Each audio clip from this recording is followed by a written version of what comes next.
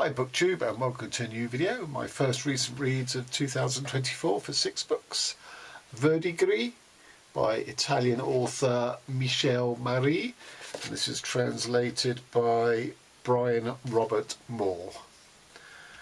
Bulgarian author Emiliya Dvoryanova. This is Concerto for a Sentence, translated by Elitsa Kotzeva, and this is published by Dalkey Archive. Spanish writer Elizabeth Duvall. This is called Madrid Will Be Their Tomb, translated by Alice Banks. Uruguayan author Fernanda Trias, although she currently is resident in Colombia. This is Pink Slime, translated by Heather Cleary.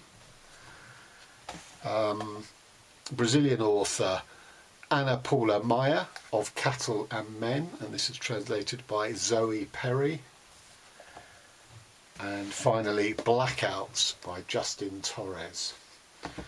So just to say before I talk about the books that Of Cattle and Men and Blackouts I actually read before the end of 2023. So they were included in my stats. I just haven't had the chance to talk about them until now. Okay, so I'm going to start with Verdigris by Michele, and this is an absolutely wonderful read. I know we're only 4 books into the new year for me, and 1 month, not even halfway through the first month of the year, but I'd be quite surprised if this didn't make it into my top reads of the year of 2024. So Michele is a 13-year-old boy in 1969. Every summer he's sent by his artist father to live with his grandparents in rural Italy, and his grandparents and he, they don't really interact that much. So he's a very bookish boy. He spends a lot of time in the library reading books. And his only real friend there is a man who he dubs as a monster. He's this huge bloke. He has lots of sort of pockmarks from smallpox. He has a port wine stained birthmark. He has other maculated skin. He has pink eye. He has sort of guns running out of his eyes. So he's just this sort of horrendous vision. But he's absolutely sort of a gentle giant. And on this visit in 1969, he confides in Michele that he's losing his memory. It seems to be some sort of form of early dementia. Now that could be because he's killed a lot of his brain cells with heavy drinking, or the fact that he prefers verdigris to use twice a year on the grapes to protect them from insects and things. But he does it without any sort of precautions he should take, so he could have poisoned himself. And the book starts off with a brilliant mechanism whereby Michele, this 13-year-old boy, gives this man visual prompts of objects and items to try and prompt and provoke the word for the man when he's forgotten, when his memory has relinquished them. So he's associating through sound, so not the meaning of the word. So for example, a particular, I think it's called fleece, which is a type of plant, is to remind him of his own name, Felice. So it's you've got word, you've got thing, and you've got image, and you've also got sound. And of course, the alphabet and alphabetic sounds bear no real relation to the meaning of words. It's simply a sort of shorthand code for how we can write them down and spell them in a consistent fashion. So it's through these sort of prompts that Felice is sort of grasping hold of his sort of diminishing memory, and it's a sort of ingenious device, and it allows the author to talk about the relation of signs and signifiers. It's sort of quite subtle, postmodern stuff, but it's not rammed down your throat. It's beautifully and seamlessly threaded into the beginning of this book. But what the boy Michele doesn't realise is, of course, that images and the sound of things have a different resonance in each and every one of us. And this so by doing this, he sets off a whole trail of associations that he's not able to sort of rein in. And this giant confides in him that his greatest fear, current fear, is that he can't remember his father. He can't remember what he looks like, he can't remember his name. And that sets off an adventure for the two of them, using this sort of word method to provoke ideas and associations that draw back into history. And everything to do with these secrets and these tales are found within the house of his grandparents. And all the time you're kept off balance by new associations, new revelations, new bits of historical fact. The boy is playing detective or trying to solve a puzzle, but he's also projecting his own bookish background in bringing, trying to solve this puzzle of Felice's sort of his personal history. So he's channeling Robert Louis Stevenson. He's channeling the Russian greats. Later, when he's an adult himself, he's looking back, narrating this tale. He realises just how the fractured mind of this giant is very, produces a sort of method of storytelling that is very Borgesian. So this is a book that loves language and the nature of image and sound. It also loves storytelling. It's just all beautifully embedded in a sort of historical thriller element of, this guy Felice, where did he come from? Who were his parents? What are the skeletons in his cupboard? Or in this case, buried under the plots of land around the house. It's just wonderful, so engrossing. And for me, all the word stuff, all the linguistic stuff, it's right up my street. 5 stars. And on to Emiliya Dvoryanova, Concerto for a Sentence. So I'm going to do a preamble, sort of even-toned rant about classical music. I will put two timestamps, one for my little rant on classical music, then if you can't be bothered to hear my prejudice against classical music, and I totally understand that, I'll put a second timestamp when I actually start talking about this book. Okay, so I have a real antipathy towards classical music based on my childhood, and it takes two forms. One is the home and one is school. I'll start with school. That when we had music lessons which are separate from learning to play an instrument, so music theory or history, I guess you'd call it, and that went on for the full 5 years from my age 11 to age 16, when you take your first set of sort of public exams in the UK, or did then anyway. And the way it was taught, it didn't matter which teacher you had, this was the curriculum. You started with plain chant, plain song, and then by the 5th year you reached the 1920s, and they just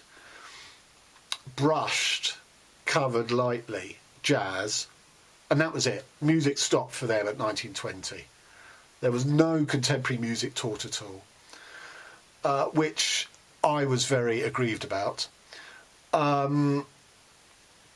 There was also an opportunity offered us students at the end in that sort of final year, that we could get up and give a talk to the class on aspect of music that we particularly like, or but the amount of time spent playing records had to match, or even had to be half as long, I can't remember now, you reading out the words of your prepared paper. I didn't do one. One of the guys did one on heavy metal, and it really annoyed me because, again, for British, people who aren't British, there's a programme, a long-standing BBC radio programme called Desert Island Discs, which has as its premise that you are washed up on a desert island, you have a copy of the Bible and of Shakespeare's completed works, and you're allowed 7 songs to accompany you. And it's just an excuse for the host to talk to their celebrity guest, an actor or a singer, or whatever. And that programme, which is a brilliant concept, for me always fails because, again, the music is cut short. Now, the BBC would probably have to pay, heavy music royalties to pay these records in full, but that's not the point.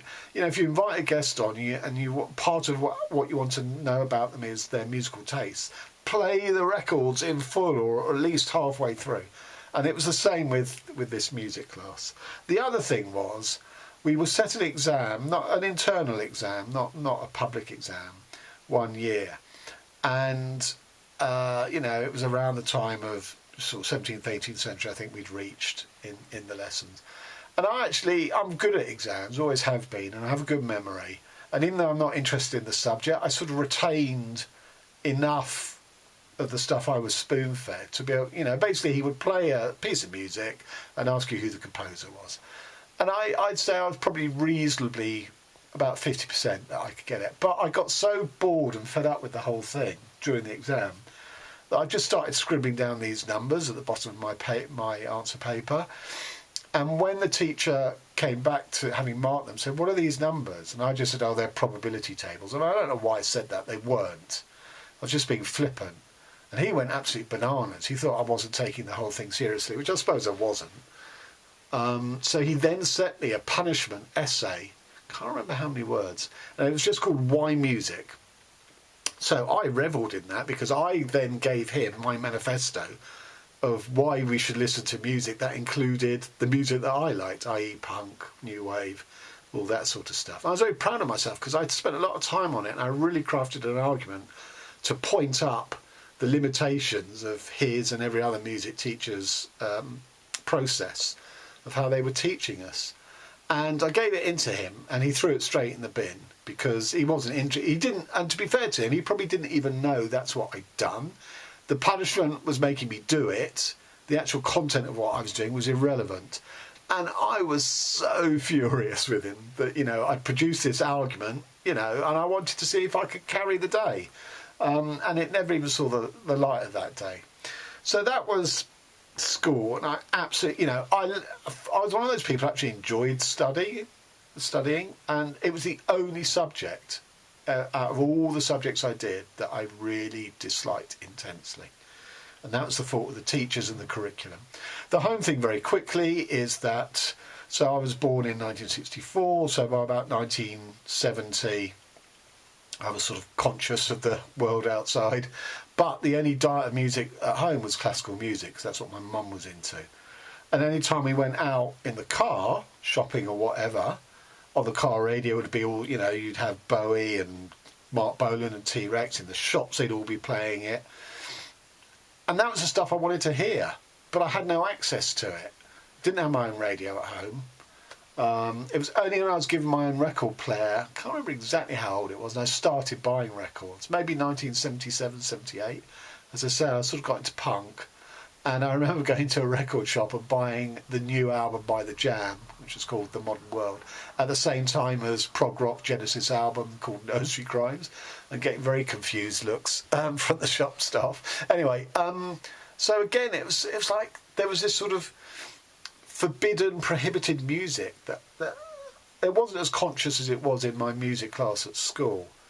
It's just because that happened to be my mother's taste.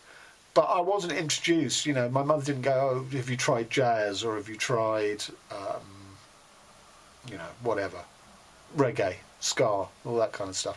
Which I think, to give a broad brush education and for you to try and sample stuff and see what you like. No, that was never on offer. Anyway, okay, so now to this book. Previous to this, I've only read 2 books with sort of classical music themes that I've enjoyed. One was Requiem by Curtis White, where it's a very postmodern novel. Really like it. It's a 5-star read for me. But one of the themes is he does sort of true lives of the classical composers, a bit like the true lives of the saints. And the other is Michele Faber's The Courage Consort, which is about a string quartet preparing for this sort of very prestigious concert in a really old historical building. But the joy of that book is the interaction of the characters. It's not about classical music at all, really. It's just these characters. So this is the 3rd book about classical music that I have actually enjoyed. I gave this 5 stars. So Virginia is a violin teacher and a concert performer herself. And the book is broken up into short sections where people are attending a classical concert. And they're not sort of your sort of, we get insights as to why they're there. They're not there for the music. You know, one's come because she's being dragged along by her boyfriend who's into classical music. She isn't. And others are not your regular concert goers. They're not wearing the right clothes. You know, they're not wearing the formal wear and all that sort of stuff. But then the bulk of the book is the centrepiece, which is Virginia as having starts an affair with a violin player. And this is the meat of the book. And obviously, you know, it could be done in a cliched way, such as, you know, looking to hit the sweet spot of the violin and playing a duet together in the hotel room. You know, all these sort of innuendo stuff. It could be done really badly and fall very flat. It doesn't. It's handled really, really well. They're not only looking for the sweet spot, but there's a unique brand of violin called the Maggini, which has a neck that's 2 inches longer than every other violin, and it's supposed to be the best, you know, better than Stradivarius and all that sort of stuff. And it not only has a sweet spot, but it has a soul, the soul of the violin, the soul of music. That is the quest that all Maggini owners, players are looking for. So you've got that aspect of it. You've got the quality of sound, which again, regular viewers to my channel know, I love books that deal with and describe the quality of sound, because describing sound and describing smells, things like that, using words, using language is really hard to do, really hard to pull off. She does it here. So, for example, the very heavy snowfall that has descended on the city where the concert is like a mute. You know, it's muted all the sound of the city, because cars can't move along, they can't drive, the snow's too thick. So you've not got sort of the sound of car horns and that sort of stuff. And the rest of the city is muted by this sort of, you know, Dolby of snow, as it were. So yeah, I just thought this was really good. You know, she says that as she's playing the duet with this guy, you know, they give themselves to the music. No, they don't. This is what she shows. Now, actually, their bodies are seized hold of them by the music. Their bodies vibrate to the rhythm and the tempo set by the music. That they don't surrender. They are possessed. They are taken over by the music. So I just thought this really worked. 5 stars. And on to Pink Slime, which I think, unfortunately, was a hot pink mess. This book for me was one of those that couldn't decide what type of book it was. It's part dystopia, but it's also part sort of character study. Now, of course you can have both. You can have a character study within the background of a dystopia, or a dystopia that brings out unseen parts of a character. So, you know, I mean, McCarthy's The Road, for example, is one such book. This book fell between the two stools. So the beginning of the book is describing the nature of the dystopia. It's a city on the coast that is suffering from environmental degradation that is affecting its the quality of its air. It has these pink fogs, it has these extreme winds.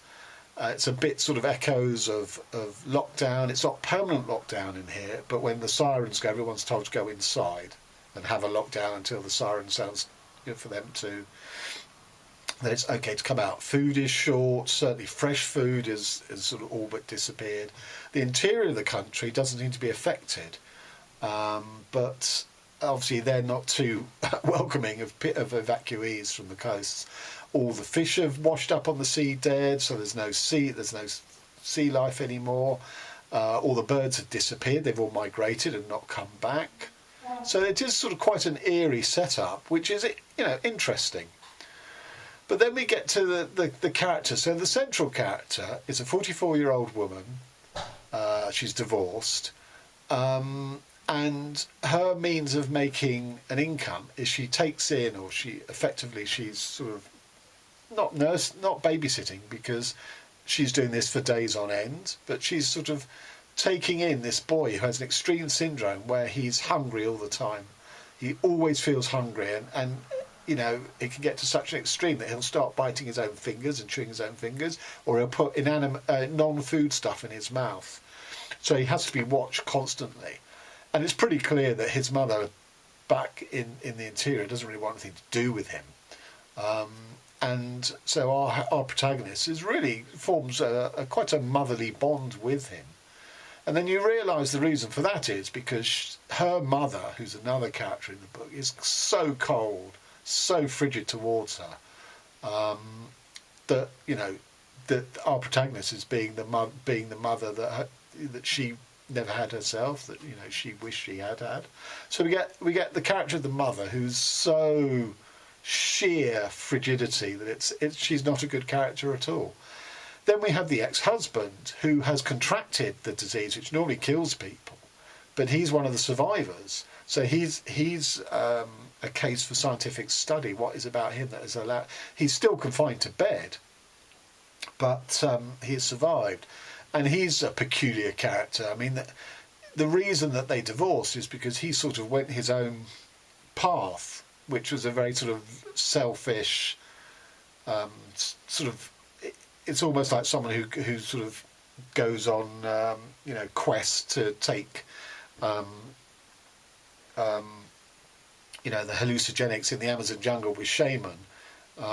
He's that kind of character. So he was more into that than sort of being a husband and partner to this woman. So they have an impossible relationship. You can see why why they divorced, but she still yearns for him and goes to visit him in the hospital. I think those are the main characters. So it couldn't really decide, is it about this woman and her psychology, or is it about this environmental disaster? I just thought it was a mess. 2 stars.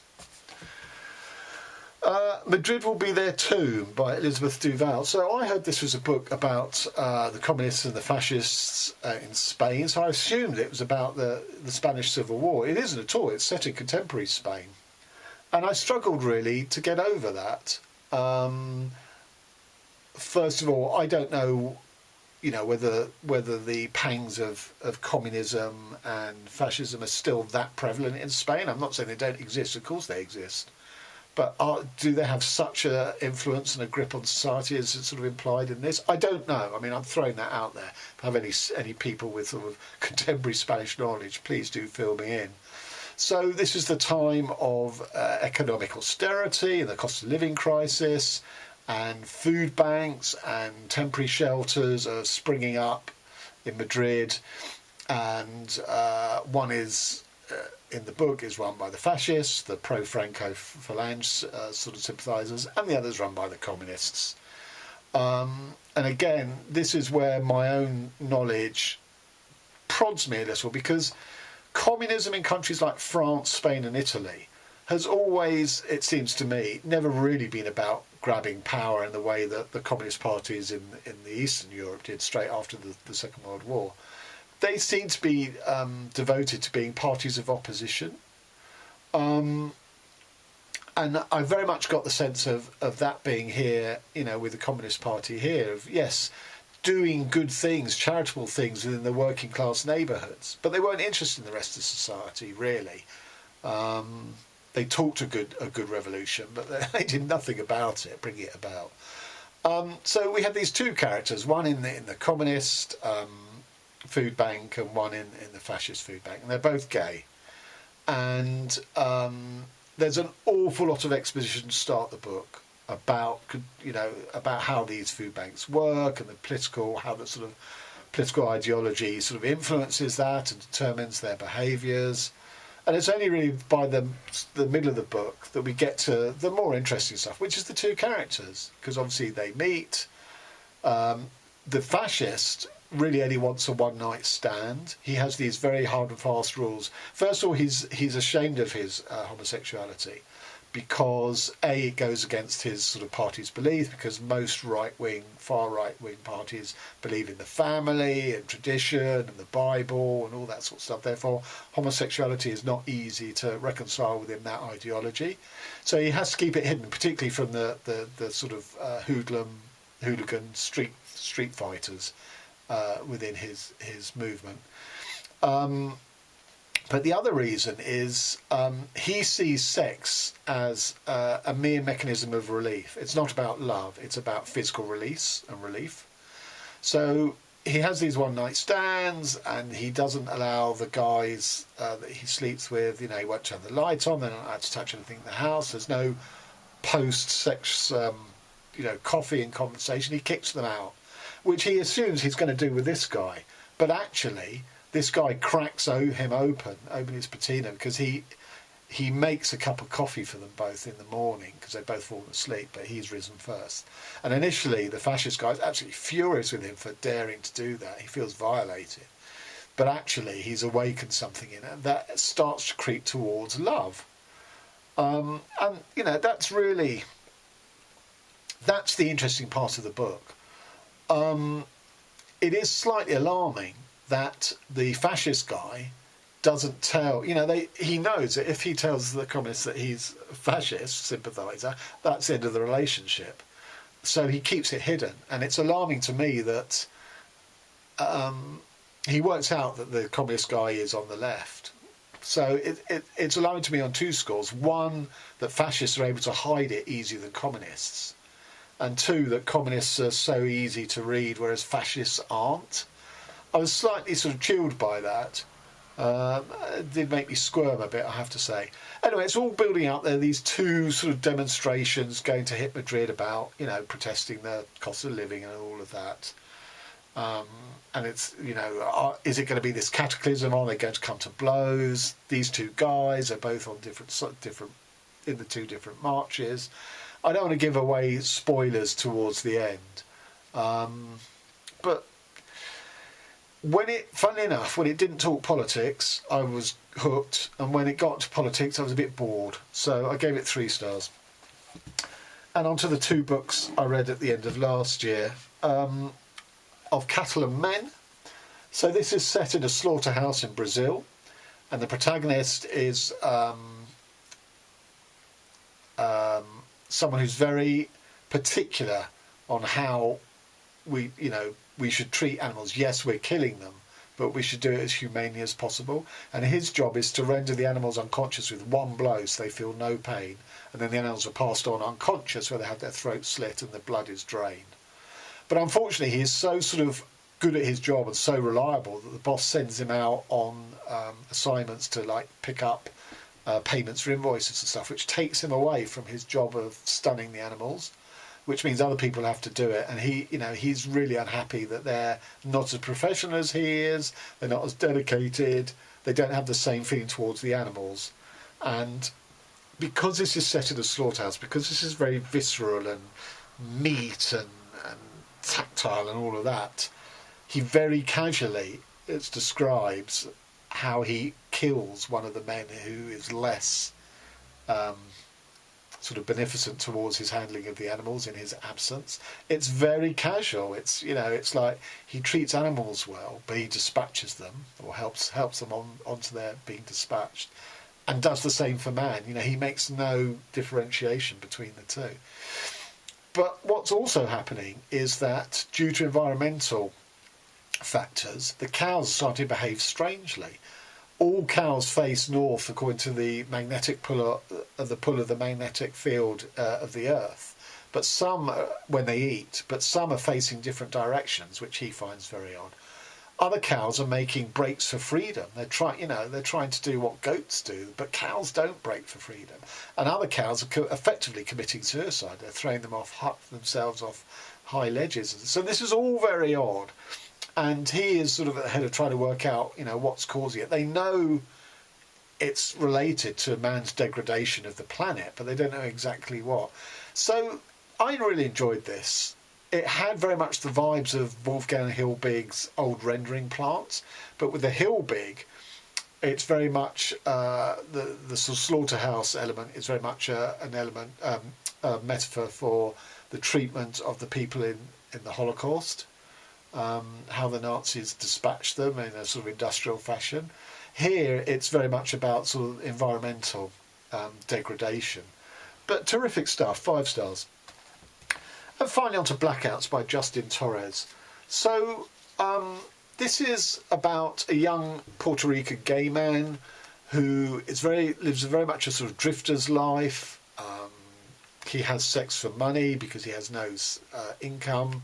He did have one love of his life called Sean, but his tendency to be destructive and to keep sleeping with men for money broke them up.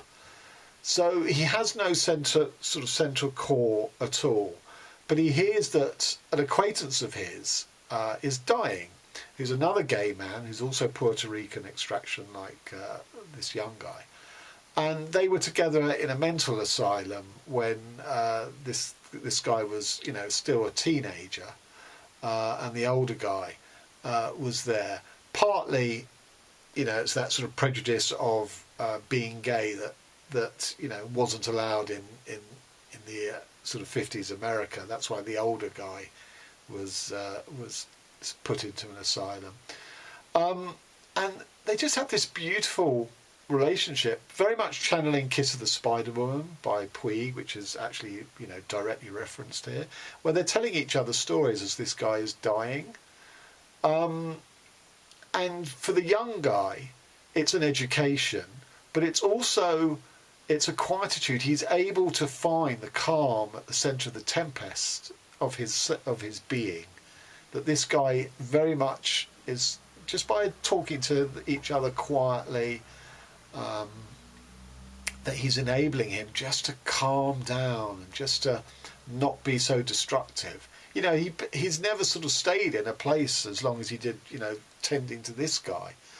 And one of the stories they tell each other, or the older guy is telling him, he's telling him about this woman scientist who wrote a treatment about lesbianism and homosexuality. But again, the time that she was writing, the only way she could get it published was by having it sort of presented as a medical text with all its case studies and stuff, which is very similar to Tom Cruise, The New Life. I'll post a link to my review of that. I didn't find Tom Cruise's book that great, but here I was more swept up in it because it's called Blackouts, not only because the epileptic fits suffered by one of the characters, but also that he has an original copy of this text that the woman produced, and there's lots of redactions have been made, literally black bars crossing out the writing, so you get very fragmented text, which part of the time seem they've obviously taken out all the references to homosexuality, and it's very benign and sort of vapid. But then other times it sort of comes across as full of innuendo, that there's a subtext here, that what's left is actually very sexual in nature. It's just, subtly done. So those are also blackouts. So I just, what's so beautiful about this book, it's not overwritten at all. It's like filigree, the writing. It's very fine. It's like tapestry work. The chapters are very short. The bursts of stories that they tell to each other are very short, very, I'm not a fan of minimalism, but in a way this is a minimalistic style of writing, but because it's a minimalism not of objects or mundanity, it's a minimalism of of the stories that they tell each other. They tell in very minimalistic terms, and it works because it's very light-footed. It has a sort of a poetry and a rhythm of its own. So I really enjoyed this, 4 stars. And that's it. That's my first recent reads of 2024. Till next time, thanks very much.